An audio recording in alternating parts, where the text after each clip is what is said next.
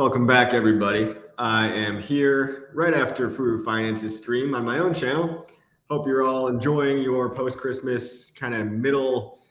It's that purgatory between Christmas and New Year's where everybody feels like they're just going to take a big break. But we're not taking breaks here. We're shilling our stuff. We're always shilling. And I've got a guest with me, KG. If you guys don't know who KG is, he is an early HEX adopter, and he was an early moderator for the HEX Telegram, which is not an easy job, especially, I mean, dealing with that level of idiocracy every day can be, I'm pretty sure it can be tolling on your mental health. So thank you for your service in the past for HEX. And if I missed anything about what you've done in the past, please introduce yourself and tell people who you are. Sure. Well, first of all, man, thanks for having me on. Longtime watcher of the stream. So this is a milestone in my crypto journey to be here today. So I really appreciate it. Sure. As far as the community, yeah, I was a moderator for not only HEX, but PulseChain, PulseX, and Richard's Crypto Gov Room, as well as a moderator for HEX, PulseChain, and PulseX subreddit. So I was in very deep on that side of things. And, you know, there was a lot of, like you said, you know, newer people coming in often, but I adopt the philosophy of don't hurt them, convert them. So every time I saw somebody coming in, I took that as an opportunity to sell them on the benefits of the ecosystem. That's great to hear. Yeah, because yeah, that's where all the newbies come at first, and it's great to have. You know, obviously you need moderators, and it's the kind of the silent, unsung heroes sometimes. Like people don't realize you don't get any praise for that, but without you, there'd be just dick pics left and right. It would be a very, very bad place and not be an enjoyable time. So that's your previous history in HEX. I wanted to ask you about your previous history in life. Just what have you? What's your past, you know, career history, life experience? Tell me about that. Sure. So I got my first job at Subway actually when I was 15. So that was my first official on the books. And the way I got that job was I just went up to the Subway so much that I became friends with the manager, and just right place, right time. They hired me because I knew so much about it. And it was funny. It was so early that my mom had to sign a waiver so I could use the knife to cut the sandwich. So that kind of started my official work career. But before that, man, I was early in drop shipping. Like I was working on this store before drop shipping was even cool when I was like 13, 14. And then, you know, I basically had every job under the sun. I've worked at a rehab. I've worked at gas stations. I was a shift leader at a Dollar General. I had my own business where I fixed and modified iPhones, like just beyond crack screen. Like I was jailbreaking and like doing cosmetic updates and all sorts of cool stuff. And then my career that took me from all of that was I went into real estate.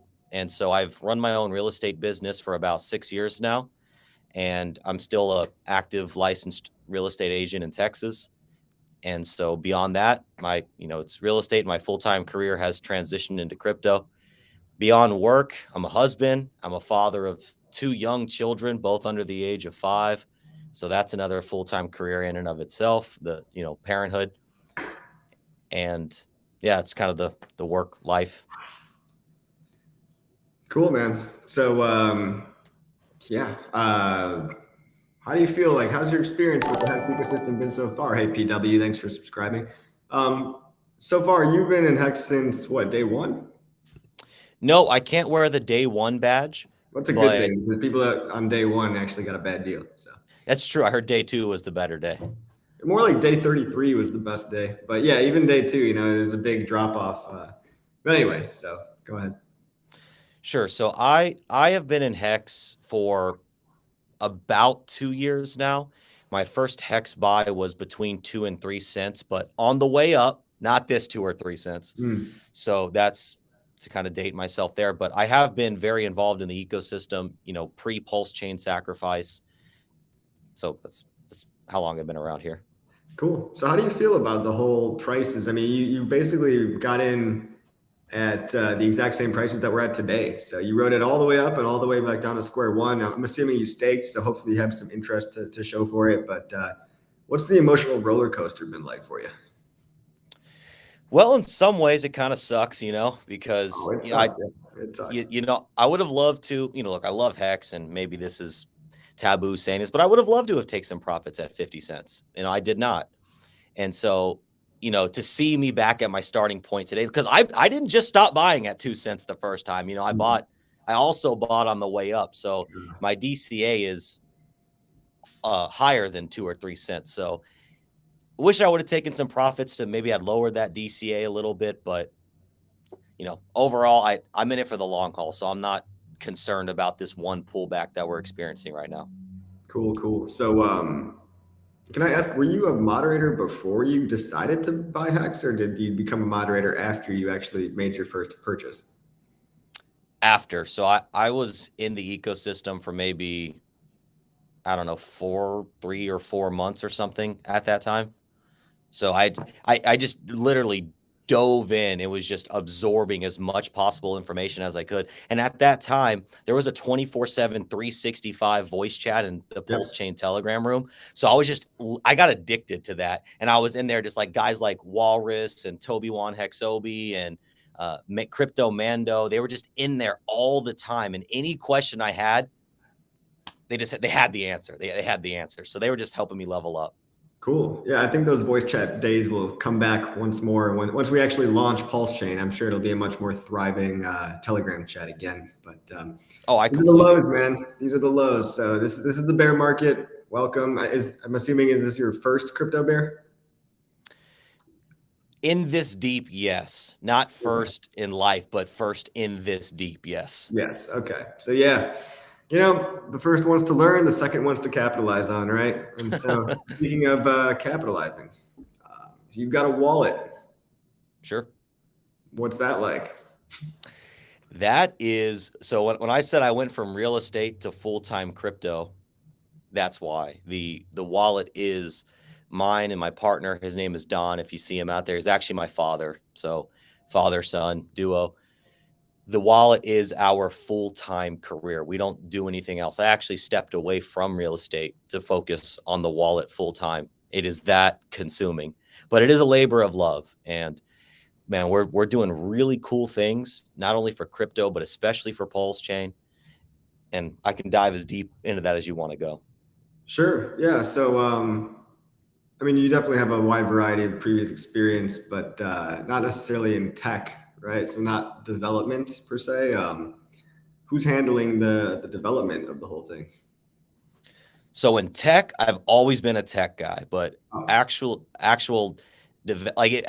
soon one day, I'm already doxed in one way, shape, or form. Like we actually have a company that we own a company that is if you go on the app stores and you see Decentralized Innovations, that's our company. So you can dox us through that. But you'll find my old YouTube channel where I was one of the early people jailbreaking iPhones, and I was very deep into underground tech. So always been in the tech. But as far as development, we have a development team that specializes in crypto and blockchain development. So okay, very cool. Yeah, I'm sure that obviously costs money. Is that all being funded out of pocket for the time being? Well, it was funded from the sacrifice. I see. Okay. Yep. So you've already done a sacrifice phase for your coin. Yes, we have done. We are on our second sacrifice phase currently. All right. So the first one didn't raise enough? No. So, okay. There is we have a unique model as a project. So other projects, you are getting just a coin. And yes, that is the case here as well. But the way that our token is, it's the internet money wallet dividend. So our wallet is effectively a business, a company, in that it generates revenue. It generates fees when people swap from one crypto asset to another within the wallet, like MetaMask, like Trust Wallet, like all these other wallets. Our token effectively represents shares in the company. By holding the token, your direct portion of holding that token is your portion of the fees that the wallet generates. So the first sacrifice we did was for that token, the dividend token on PulseChain. This sacrifice is for that dividend token on Ethereum, Binance, and all other EVM chains that we launch on. Interesting. So I've got a couple of questions out of that. Sure. Being a centralized company in crypto can sometimes be a risk. Have you established your token as a security token, or how does that work? We are not a security, and we actually have a legal team, part of which specializes in SEC regulation. And we feel very comfortable in our position of how we've presented things and how our model is structured. So when let's say I have some of this dividend token, and you're saying that the profits generated by the company is shared with the token holders. It just sounds a bit. I mean, I was just going over the Howey test back with through finance, and it sounds a bit like, not to FUD or anything, but it sounds like a security. So where is this revenue sharing coming from? Where is the revenue generated from? Well, and that's why when I said shares of the company, I used it in quotes because I was using it analogously and not factually. Gotcha. Because the revenue isn't, hey, company earns money, generates quarterly statements, pays dividends to its investors. We, the entity that has created the wallet, we never hold funds for people. The fees are generated and stored in the smart contract, immutable, no admin keys, gets deposited into the WD, the dividend token smart contract, where it just sits there. We can never access it. It's just code on the blockchain. The user that holds the dividend token, they can claim their passive income whenever they see fit. So we never actually are the middlemen or the arbiters of those funds. Okay. So what actions on the wallet generate the dividends to show up in the smart contract? Swapping from one token to another. All right. Now, assuming we're just talking about the PulseChain version for now, are you going to be integrating PulseX, or is it your own DEX, or what's going on there? Oh, bro, this is where it gets beautiful.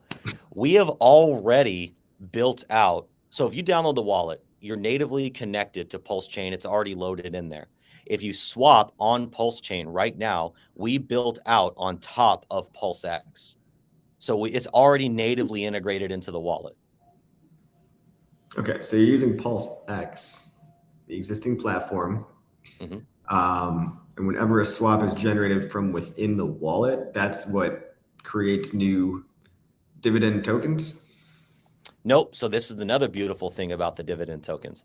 There's a fixed supply of 2 billion per chain, never more, never less. The passive income you're earning is actually in the form of the blockchain's native coin. So if you're holding the dividend token on PulseChain, you're earning passive income in the form of Pulse. If you hold the dividend token on Ethereum, you're earning passive ETH, BSC, BNB, so on and so forth, because the fee that the user pays is in Pulse, ETH, BNB, whatever chain they're on. So you're not earning, it's not an inflation token. Okay, so let me see if I understand. So the gas fee, part of the gas fee that I pay on whatever chain that I'm on, if I'm within the wallet and I'm using the DEX native to the chain that I'm on, and I make a swap, is it similar to how MetaMask just charges an additional fee on top of the DEX fee? Correct. All right, and that fee is collected in the chain's native token? Correct. But then how does that native token then get transferred into dividend token? So the swap, so we actually have built out a DEX aggregator. And so on PulseChain, you're only going to see PulseX because there's only one DEX there right now. But if you use the swap on, let's say Ethereum, right now we have 2 supported DEXs. We have Uniswap and SushiSwap. So the DEX aggregator goes, finds the best quote, just like MetaMask does. And then our fee is charged on top of that.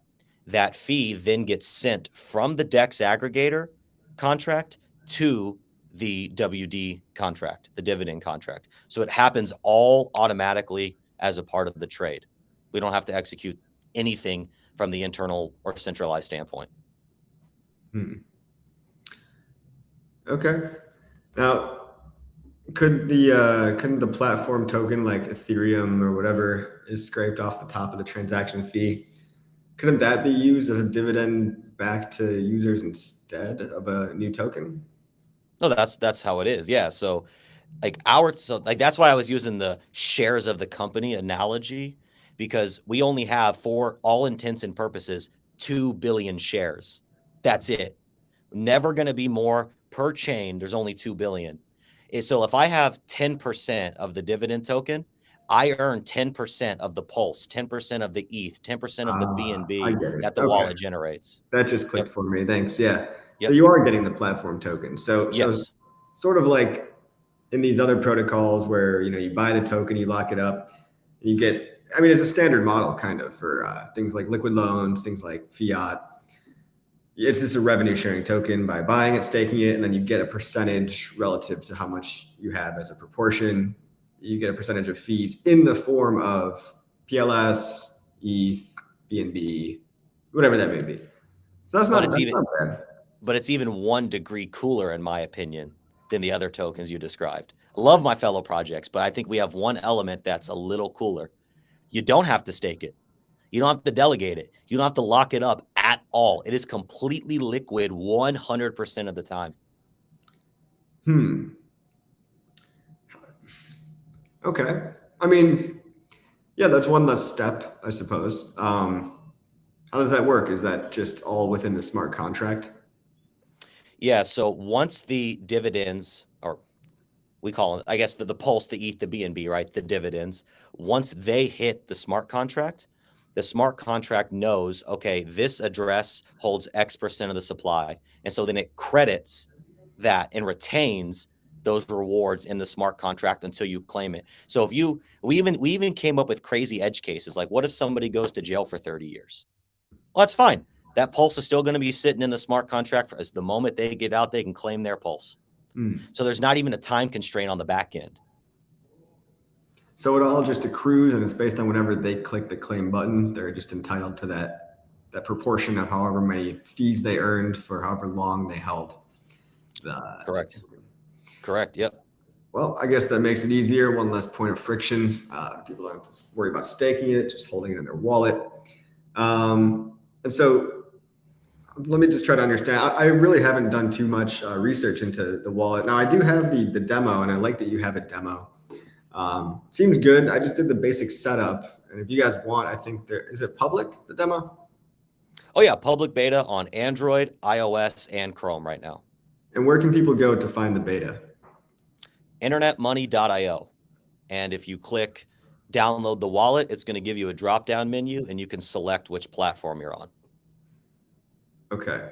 Internetmoney.io. If you guys want to play around with the actual wallet, it is built out. It's not a final product yet, but beta. So if you want to play with it and see what you might be getting yourself into, you can play around with it. I found the initial setup to be pretty standard, pretty smooth. I know you're still working on some things like the actual claim button. And so everybody that downloads the wallet gets a little bit of freemium. Is that true? That is correct. I like that. I mean, little freemium model usually works sometimes. You have 2 coins. One of them is called IM, and the other one is called IMD. WD. It used to be IMD. It used to be, we changed it for branding purposes. Yeah, WD. IMD. Okay, WD. Yep. What is the difference between these 2 coins? Just jog my memory. So I'm actually gonna make everybody really squirm in their pants, because we have 3 coins, actually 3 tokens. Because I know everybody hates tokens, so we went ahead and did it big with the Trinity. So IM, internet money, is what we have labeled as our deflationary peer-to-peer digital cash. And whenever somebody downloads the wallet, they get a bit of free BNB and free IM. We want to launch this program on PulseChain and Ethereum going into the future. So we can dive down that rabbit hole in a moment. So IM itself, there is a buy and burn mechanic, and we use it as our free giveaways and our referral program, as well as that is the token that when we are out there talking partnerships for adoptions for goods and services, IM is that token that we use to try to leverage for that.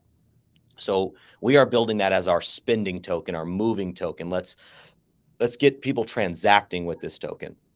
And with the buy and burn is also directly tied to the wallet as well, which is another cool feature that we have not seen before. That's token number 1. Token number 2 is the dividend token that we just talked a bunch about. And number 3 is actually the future wallet dividend token. And so if you choose to participate in the sacrifice, it's for the dividend token on Ethereum, the dividend token on Binance, and as well as the future dividend token on Ethereum. And what this token does, one simple thing.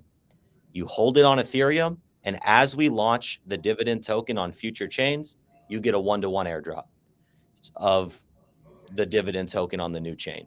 So that one is a more of a speculative play. So if we say, hey, we're launching dividends on Avalanche, if you want to get those, you can do one of two things. You can just wait till it comes out and buy the dividend token from somebody, or you can buy the future dividend token on Ethereum, and you'll be the first one to receive the airdrops of the dividends on the new chains. Okay. Yeah, that's a bit complex, but I think I'm following so far. So the IM token, the original, the non-dividend token, has a buy and burn. You mentioned that quickly. Sure. Can you tell me about that? Yes. So there is a wallet that will be holding a portion of the dividend token supply. And as that wallet accrues Pulse, ETH, BNB, it will use that Pulse, ETH, and BNB to buy IM off the open market and burn it. So this is basically just the kind of the OA for IM, so to speak. Yes, but if you go to our website, you'll see our roadmap. One of the things that we want to focus on going into this next phase of the project is actually making that smart contract automated, immutable, no admin keys, so that we can completely remove any OA or centralized party in that respect. Okay. But the buy and burn is going to be generated from the primary main holder of IM. So the fees that are, sorry, go ahead. Well, it's just, okay, it's random in various amounts, right? That is going to get bought and burned, because if it was the same on the same day, then it could be gamified, right? So as this wallet that is holding a portion of the WD supply, not the majority portion, mind you, just a portion, it's going to build up those fees, and it's going to use those fees to buy IM off the DEX, off the open market, and just whatever it buys, it just burns it. So it's not going to retain IM as like an OA model. It should theoretically have zero, except for a split moment. Okay. So that's the plan, to hold up the price of IM so that it's not just a permanent sell. It's part to apply, yes, because we are giving it away for free. So that is partially to, offset the inevitable sell pressure that will come from that. But because the giveaways, they're not going to last forever. We only have a finite amount of the IM supply that can go to these giveaways, because it's not an inflationary token. This buy and burn will still continue, and there will become a point in the future where we're no longer giving away free IM, but the buy and burn is still happening. Okay. Let me try to summarize then. So there's a lot going on here. Sure. There's 3 tokens, right? There's IM token. This is going to be a token used for partnerships. It will be bought and burned by profits generated from the primary wallet of the WD token. The primary large holder of WD will accrue fees to buy and burn IM to hopefully hold the price up, as IM is used for giveaways and partnerships, and just the free claim as well, which is an incentive for new users. There's a WD token that was already sacrificed for on PulseChain, and the new sacrifice is for WD on Ethereum and BNB. And alternatively, in addition, there's a future WD token that people can buy to speculate on launching on future chains like Avalanche, Arbitrum, AVAX, whatever, Phantom, whatever it may be. Did I get that right? Yes, except that the future WD token is a part of this sacrifice. And to give it a little context of why we did that, we're not just trying to drop in a random S coin, is because look at what happened right now with the PulseChain sacrifice set, right? Everybody who sacrificed are locked into whatever wallet they sacrificed from. It's 2 years from now. People have been hacked. People have lost their hardware wallets. All sorts of crazy things have happened, but we are still stuck to those wallets we sacrificed from. So we tokenized our sacrifice set, because if we didn't do this third token, what would have happened is 5 years from now, when we launch WD on PulseChain 2.0, we would still have to be airdropping it to that original set. So people would have to keep up with their wallets forever. But the future dividend token allows you to either, I could put half over here, I can sell some. We tokenized the sacrifice set. I see. Okay. So it's a way to prevent people losing their keys or forgetting about, or just forgetting about their existing tokens, so that the sacrifice set can be quote unquote more up to date, I suppose, more relevant. Okay. I think I understand the coins. It's a bit complex, but again, I'm new to the concept of all these. I haven't done much more other than initial testing of the app on test flight on iOS.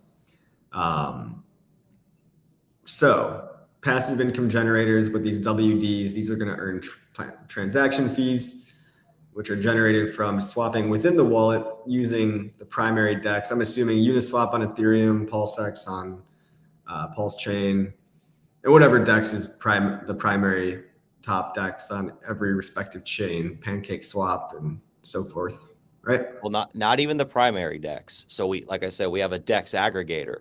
So as long as you swap on one of the supported DEXs that our DEX aggregator supports, it applies. So, right now we have that DEX aggregator in-house.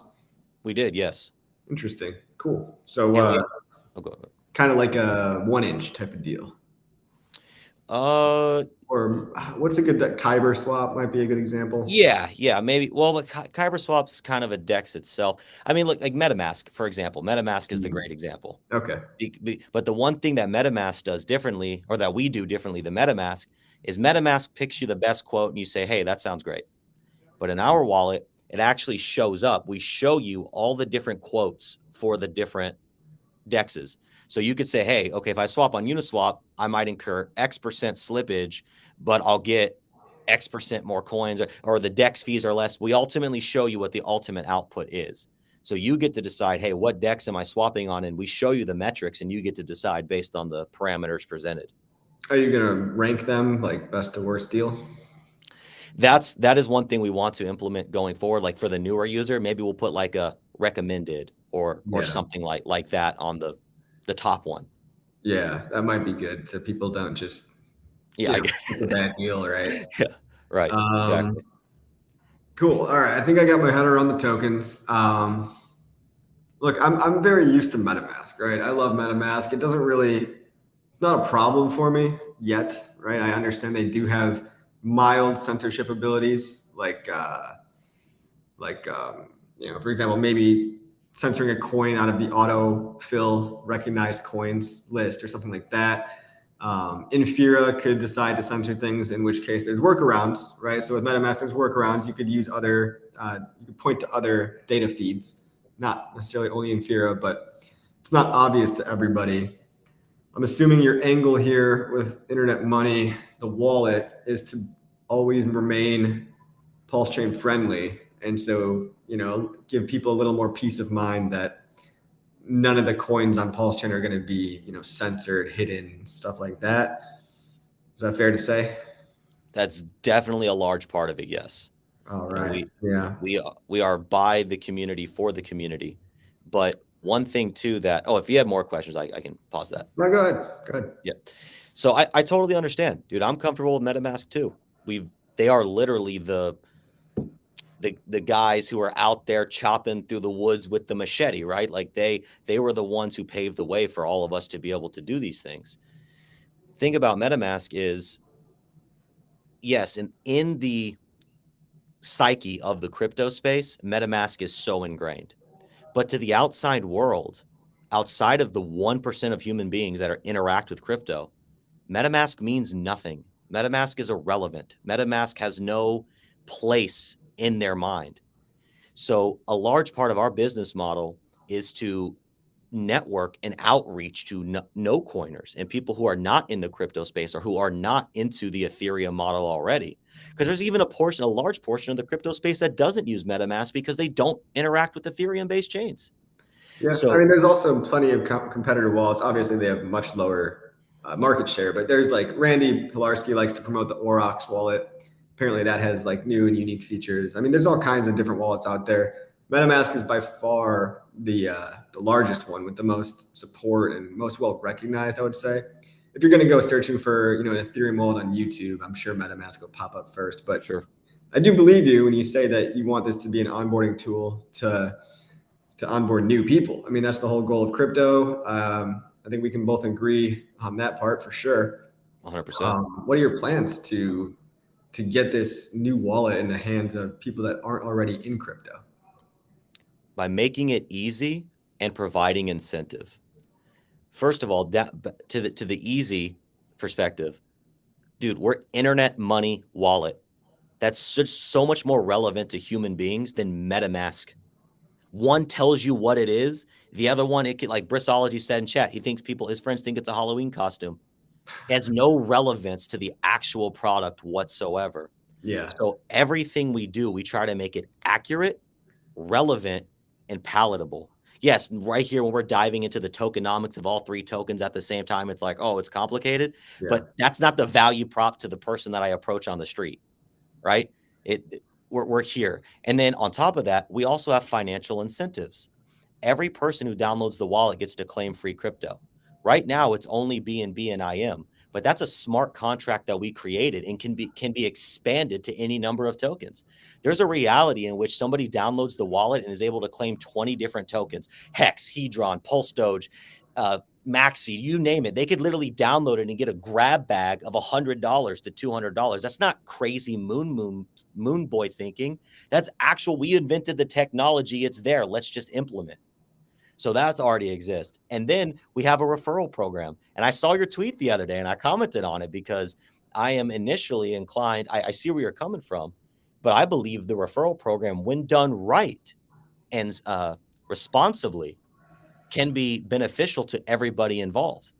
So I'm a big fan of referral programs. Yeah, people hated on the HEX referral program, but that's just because they hated HEX in general. Referral programs are proven to work. I mean, they're a great business model. 100%. I mean, 100%. word of mouth is the best advertising. So what better? So you're going to incentivize a referral program. Is that also using internet money token, IM? For now, yes, but can still be extended to those other tokens. So as of right now, the way it works is if I use my referral code or I give you my referral code and you download the wallet and you claim your free crypto using my referral code, you get a 20% bonus on your free crypto, and I get what you got minus the 20% bonus. So I am financially incentivized in the form of crypto to get people to download the wallet. So new people, they get to get free money for downloading. And by getting involved and telling their friends and family about it, they're going to earn free money too. In the form of IM? Currently, yes. But can be HEX. Cool. Yeah, I mean, obviously, I prefer to get rewarded in HEX. I mean, but sure, referral programs generally are a good thing. Let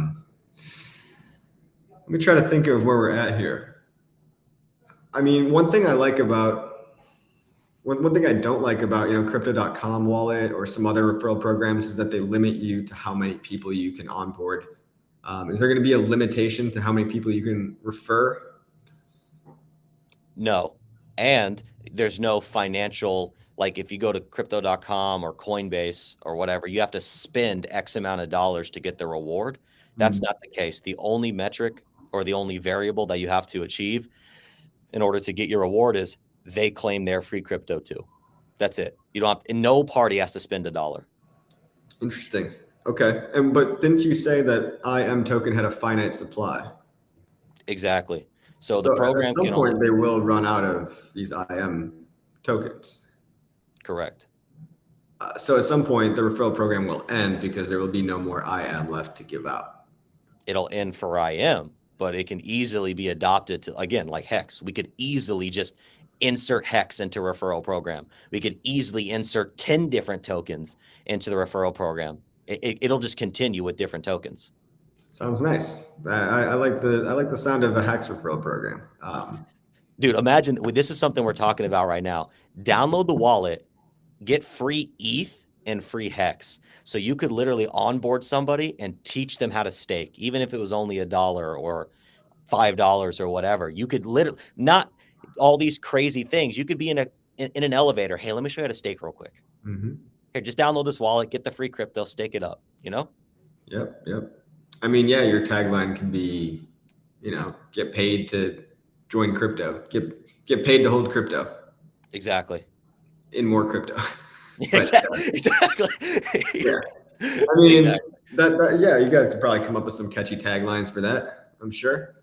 Are there any other wallets with a track record of using a similar strategy? Other than, MetaMask is obviously using fees collected from their DEX aggregator, but they're just collecting the fees, and I believe they're keeping it as a business model for themselves, which that's fine, whatever.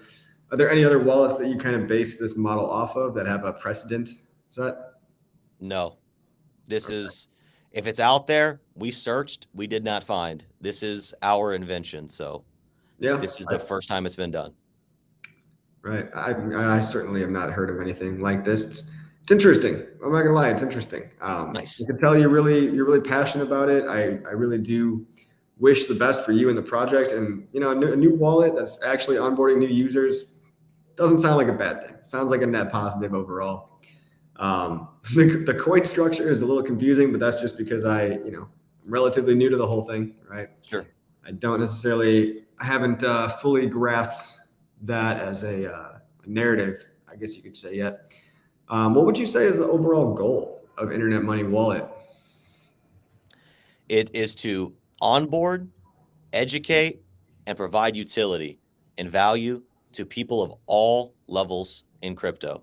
So whether you're the new person, right, we just talked about all that, but we also already have really cool features for the experienced user, and we have cool features on our roadmap. So we just want to be a relevant piece of technology in the crypto space that isn't subject to the same things. Like MetaMask, I love it too, but it's a centralized entity. It's owned by Consensus. It's owned by JP Morgan Chase. They're not crypto guys.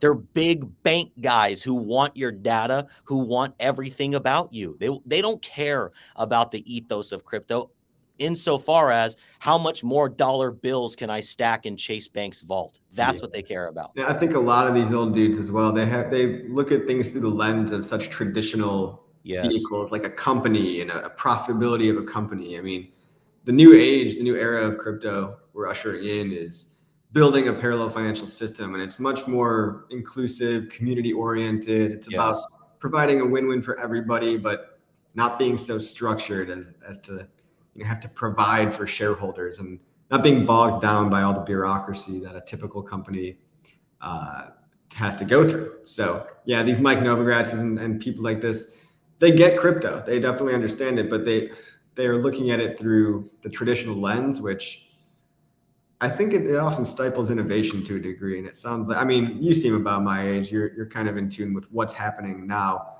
in the crypto sphere. It's not age related necessarily, but sure, it's people that look at things in the old fashioned way. Like a lot of these, I like to say a lot of these exchanges are just new banks, right? Exactly. They are. They're literally just banks, and but they are a necessary evil because you have to convert your money into crypto somehow. And you have to have one foot in the traditional system to do that. So I do like I respect Coinbase and Kraken for at least trying to progress the regulations. Kraken, especially for sticking to a very, cypherpunk ethos. Yes. But a lot of these, and even Binance, they're a very necessary evil. But I do want to believe that Binance actually has all the revenue that they say they have and all the reserves they say they have. I think Binance might even have more reserves than they say they have, but they just don't want people to know how much money they have obviously for competitive advantage and things that work in business. But it's hard with these centralized companies because at the end of the day, you do have to trust, that the companies are going to do what they say they're going to do. And now, that's kind of the paradox with what I'm seeing here is you are a company, but your contracts are obviously decentralized.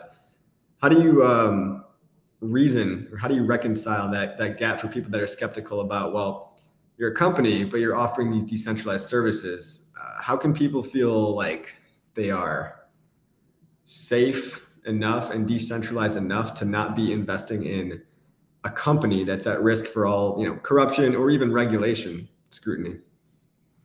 Well, we're a company because we have to be. If you go to the app stores, like, because we're with apps, you leave blockchain, right? You enter into traditional markets, right? Apple App Store, you have to have a company. You have to have a developer, like you have to have a developer company. So it's like you're forced by these traditional institutions to be traditional in some respect. Right. So hey, if you just guys want to download Android APKs and just make it really weird and underground, like, yeah, hey, we don't have to do company stuff, but that's the game we have to play. So, but that's the beauty of smart contracts. Once they're out there, and we can't stop them. So that's how we get around it. We want to put smart contracts out there that we ourselves cannot stop. Because then even if somebody had me at gunpoint and said, KG, stop this smart contract, like, you have to kill me, dude, or talk to Vitalik because I can't stop it. Right. And so the distribution of the coins based on the sacrifice set, that will be primarily the only manual thing involved. Is that correct? Yes. Except for the internet money token, which Yes. will have to be arbitrarily allocated towards partners. And that sounds like more of a centralized treasury that will just have to, be allocated at the whim of the company. Well, okay. So for now, yes, once the sacrifice set is distributed, yes, when we airdrop new tokens, that is going to be a centralized point of the system because we're physically going to have to launch those contracts and airdrop them to people. That's just true for anybody. Yeah. A person does that. And then with the IM buy and burn, for now, that is a centralized point, but we're working towards making that smart contract automated. But with the finite supply, I don't want to say like partnerships in the sense that, hey, we're trying to partner with centralized exchanges and give them a large portion of the supply. We don't have the tokens to do that. If you look at our black paper, which is our version of a white paper, we break it down a little more. And really there's the number 2 wallet in our system is tokens that are allocated for the free giveaways and the referral program. And then if you hold internet money on Binance right now, when we launch it on Ethereum and PulseChain, you get a 1-to-1 airdrop. So we have to retain a certain amount of the supply so that we can create initial liquidity pools over there. But once those two things are done, once initial liquidity pools are created and free giveaways are done, that's it. Like we, the company or the entity rather, don't have any more IM to do anything with. When I said partnerships, I meant more like there's a technology called Flexa. Are you familiar with Flexa? No. Oh, dude, Flex is incredible. So they actually onboarded Chipotle and Starbucks are their biggest onboards right now. And you can go there and with 150 different crypto assets, you can buy Chipotle and Starbucks. Really? Yeah, Today? Today, right now, yes. Wait, so Flex is an app I can get on my phone now? Yes. Now, I don't think the app itself is called Flexa, but Flexa is the technology that can be integrated with. Ooh. And Starbucks and Chipotle, lots of other companies have, but those are the 2 biggest ones. Dude, they accept like Chainlink, Doge, Bitcoin, Shiba Inu. They accept all types. Wait, hold on a second. I want to know how to buy Chipotle with crypto. What do I do? What do I get on my phone? Look up. I bet a way you could do it is like look up how to buy Chipotle with Dogecoin. I bet you find the right tutorial. It's Flexa, or look up how to buy Chipotle or Starbucks using Flexa. Okay. Yeah. So back to my point with bringing up Flexa is that's the type of partnerships I'm talking about, like getting internet money as an accepted asset on a platform like that. Hey, the Sandbox video game or the Sandbox metaverse game, yeah, they have their own currency. But let's say some other metaverse comes around, getting internet money as an accepted asset there, right? Things like that. Not your traditional, hey, let's get centralized exchange style partnerships. We don't have the ability to do that with a large portion of the supply. Yeah. I mean, I understand the idea of IM token. I'm skeptical if the buy and burn will be enough to offset the fact that if IM is used as a payment method for partnerships or Flexa or whatever it may be, that buy and burn would be enough to offset the sell pressure. Because as we know, when people get these tokens as a payment, generally the first thing they do is sell them. I mean, that's just a fact. And I know you're not trying to hide anything, but that's just how things work. But free tokens are also free tokens. I understand that people will claim something even if it's only worth $1 or less. You know, a free token is a free token. People like to see a positive number in a count, especially the younger generation, right? The younger generation doesn't care as much about the US dollar, and they don't necessarily have the full faith and confidence anymore in the collapsing dollar. So we're in a new era, and there's going to be, I mean, this is one unique idea, probably among many that are about to come out in the next couple of decades. I guess my final question is, go ahead. Well, I just wanted to say one amendment there is, as far as the sell pressure as a payment token, yes, people will sell if they receive as a payment token, but there's also buy pressure because people are buying to use as a payment token. So when you get a healthy network of buyers and sellers using something as a currency, it kind of offsets itself. At least that portion of it does.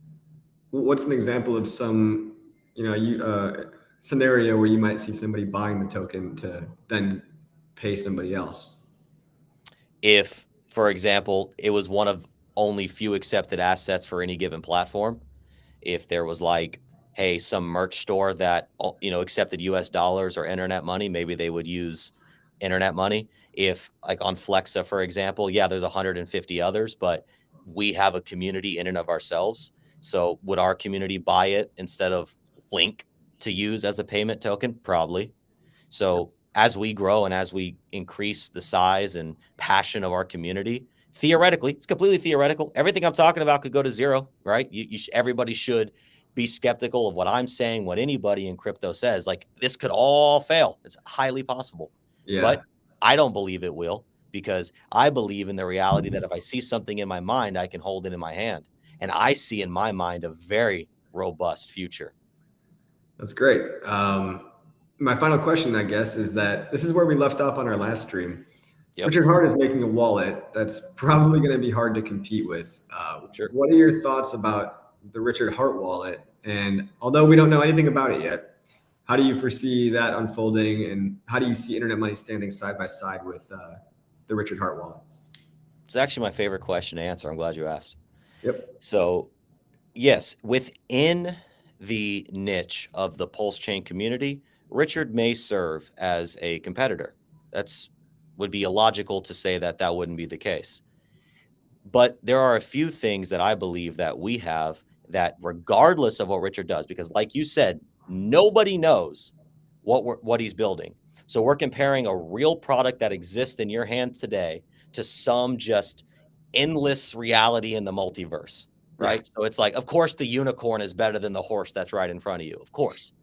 So we're not comparing apples to apples. But even if Richard's wallet captures 100% of the HEX and PulseChain community, not a single person in this community uses our wallet against all mathematical improbability. There's only 300,000 people in this community. There's 8 billion people on the face of the planet, less than 1% of which are actively in the crypto space. So, and the world at large, love you, Richard. If you're watching, much respect, brother. The world at large doesn't know about Richard. So they're not going to say, oh, Richard built a wallet. Oh, I better use that one. It's not going to matter to people. What's going to matter to people is how clean is that UI? What are my incentives? What is that onboarding experience? What education, what value are you providing to me? So at the end of the day, I think worst case scenario for Internet Money Wallet and Richard's wallet is that we're both successful and PulseChain stronger for it. That's great, man. Look, I'll give you my closing thoughts. I'm still neutral on the whole coin itself and neutral on the sacrifice. Quite frankly, I'm fatigued with new coins, and I'm sure a lot of people are, but sure. I want to give everybody a fair platform, especially you don't seem like the type of guy to flip the script and, be antagonistic towards HEX. It seems like we're team players, you know what I mean? And I've known you for a while, and get your PulseChain shirt on. I really do believe that you believe that this is going to help everybody. And I like the adherence to user experience and adoption. Those are, as a former product manager for a tech company, that's really what matters. It's creating products that people love, that people find delightful and enjoyable. The product should speak for louder than anything else at all. And this could be, if you do it correctly, it could be great for the community. And I think your enthusiasm and optimism your energy is in the right place. You know, I also like that you have entrepreneurship experience in the past. I mean, I do as well. And although this is your first go at crypto, I wish you the best of luck. I don't personally have the funds that I'm willing to part with right now. And maybe in hindsight, that'll be a bad decision, right? Maybe one day I'll be a late adopter. Maybe I'll be buying the top once this coin starts pumping in real life, right? But at this particular stage in the bear market, I'm going to stick with my MetaMask. I think it works fine for me personally right now. I do love testing this app out. I'll continue to test it and give you feedback if I find any bugs. The Richard Hart wallet will give you probably a run for your money, but like you said, if nothing else, this is just a crusade of onboarding for you. I mean, you could start with no users, which is not going to happen. You're probably going to have some base of a couple hundred. We already have 10,000. So really, okay, that's awesome. It's great to hear. You have 10,000 people that downloaded the beta across all 3 platforms. Yep, that's incredible to hear. Congratulations. But again, I'm already kind of overextended in my personal portfolio. And maybe once this comes out, maybe I'll be kicking myself for not joining this sacrifice. I wish you the best of luck, and I can tell that your heart's in the right place. And really, I do want the best for you, because what's best for you is what's best for everybody. It's mass adoption, get everyone into PulseChain. I also see the case to be made for building alliances with other chains. I can see right on your app right here, there is a button that allows you to connect to any one of like 10 different chains. And so if you can make this attractive for people on AVAX or, Phantom, Arbitrum, whatever, it's going to be great. It's hopefully going to be a diode into the PulseChain ecosystem for everybody else. And as we all know, everyone likes free money. Everyone likes a referral program. You could have your own influencers for this wallet that don't even need to be paid by you, because they're paying themselves with referral bonuses. You know what I mean? My energy is a little too focused right now that I can't part with my precious HEX just yet and go full internet money, but I do want to see. I do want to see this succeed. I genuinely do want to see you do well, because obviously you've been here a while, and you're an ally, you're an asset to the community. So guys, if you want to participate in the sacrifice, what is it? InternetMoney.io? Yep, .io/sacrifice. Cool. Now, do you want to do any final closing thoughts? Do you want to maybe show a demo if that's possible, or just anything left to say?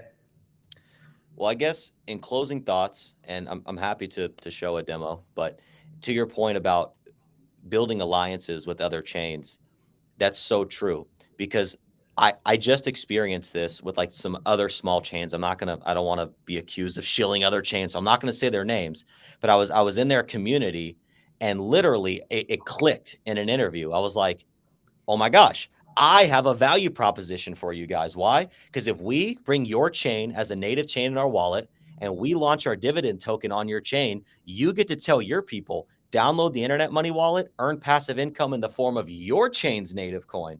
Mm-hmm. So we get to continue to go to all these chains. And here's the beautiful thing.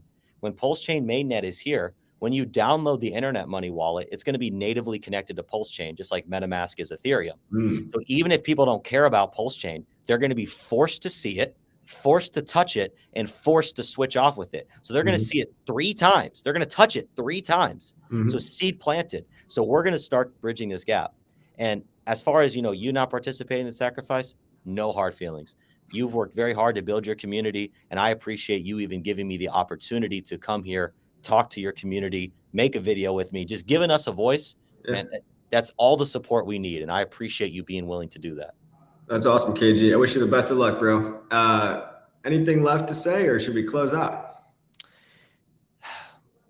I mean, I would say download the wallet. If you want to bring me back on for a demo, I'll run through the demo.